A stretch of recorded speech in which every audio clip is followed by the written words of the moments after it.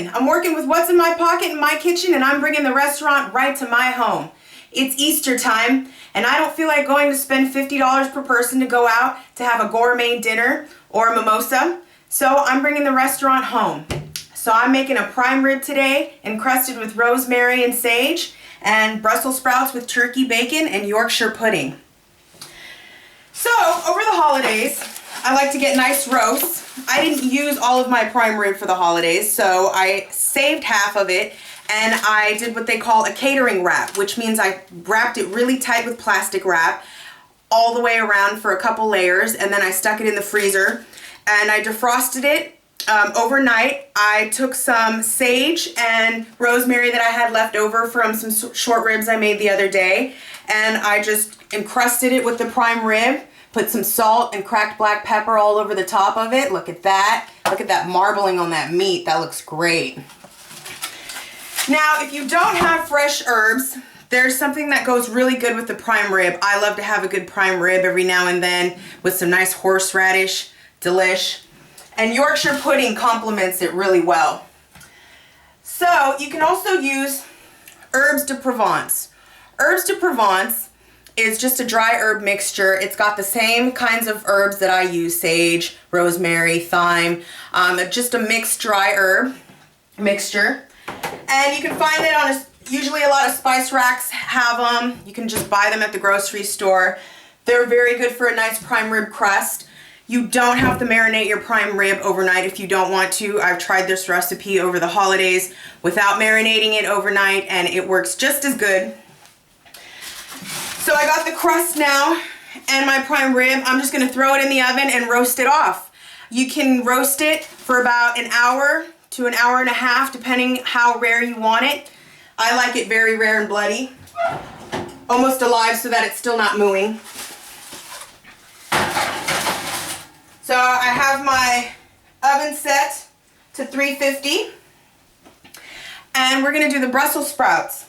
So I took about 2.5 pounds of Brussels sprouts, about 25 to 30 Brussels sprouts, and I blanched them off. You just want the outside to get a little tender. The inside is still going to be a little crunchy, but you want to bring that color out.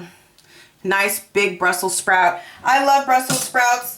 They're like mini cabbages. You can cook them with butter and garlic. They don't have to be bitter. A lot of people think that they have a nice bitter taste, but I don't think so. You can incorporate the flavors into it so it doesn't have a bitterness. And I blanched them for a couple minutes. I just got a sheet pan right here, and I'm just gonna pour my Brussels sprouts into it.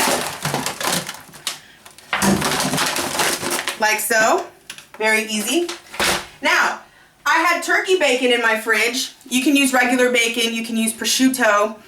I like to get turkey bacon because it's not as greasy or fattening. And I just baked it off on a sheet pan until it got nice and crispy. Look at that. But we're not going to put that on top of our Brussels sprouts just yet. The Brussels sprouts are still crunchy in the middle. You want them to get soft. So I'm just going to throw some salt and pepper and olive oil on them and roast them off in the oven with the prime rib. So let's just throw some salt and pepper. You want them to get a nice caramelization in the oven. Get nice and brown first before you add that crispy bacon to it, because otherwise the bacon will burn. Nice olive oil. And voila. This dish is very easy to make. A lot of people think that you go to a gourmet restaurant and spend all this money and it takes hours to cook this kind of meal at home. I'm feeding about 6 to 7 adults, and in under 30 minutes it took me to prep everything. So, and it only cost me 2 pounds of Brussels sprouts. So I'm gonna make the Yorkshire pudding. I always thought Yorkshire pudding was very complicated to make, and it's actually pretty easy. I can make it just out of a couple ingredients in my own home. So usually the recipe will call for 4 eggs, which equals 1 cup. And I, since I'm feeding so many people, am doing 2 times the recipe. So I have 8 eggs here, which is 2 cups of eggs. And the recipe is very easy. You want to use the same amount of milk and flour that you do with eggs. So also 2 cups of milk. and 2 cups of flour. Make sure you use your sifter to sift the flour. You don't want any chunks in it. And let's move you guys over here so you can see what I'm doing. So now I'm just going to mix everything. Oops.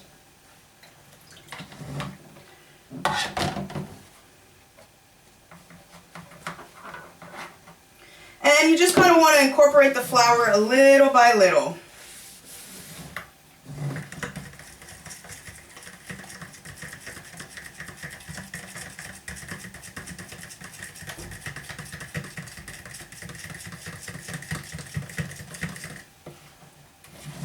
It's going to start to incorporate and get nice and thick, kind of like a pudding.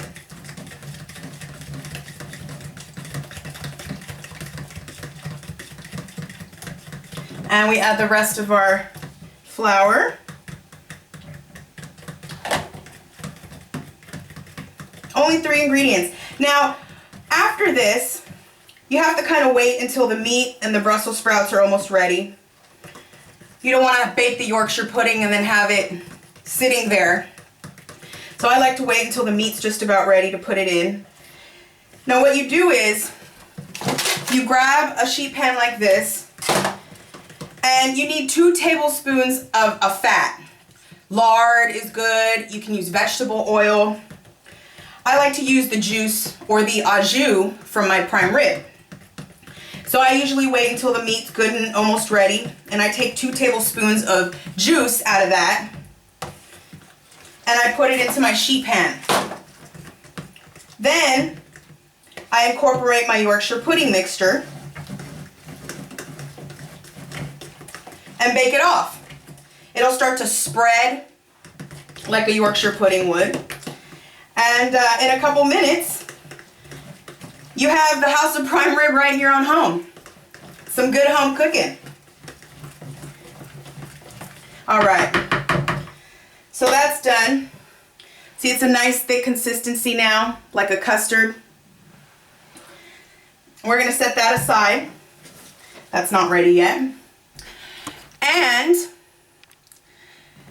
so now we got our prime rib in the oven, we got our Brussels sprouts going, and we have our turkey baking ready for our Brussels sprouts. And we got our Yorkshire pudding mixture ready to go. Once the prime rib is done, it's done. Once the Brussels sprouts are golden, you add the bacon on top. And then you grab a little juice from the meat and bake off your Yorkshire pudding, and you got a gourmet dinner right here in your own home for under 30 to 40 minutes, prep time. Good home cooking. Check back to part 2 to see how everything turned out. I can't wait. Prime rib is my favorite. See you soon.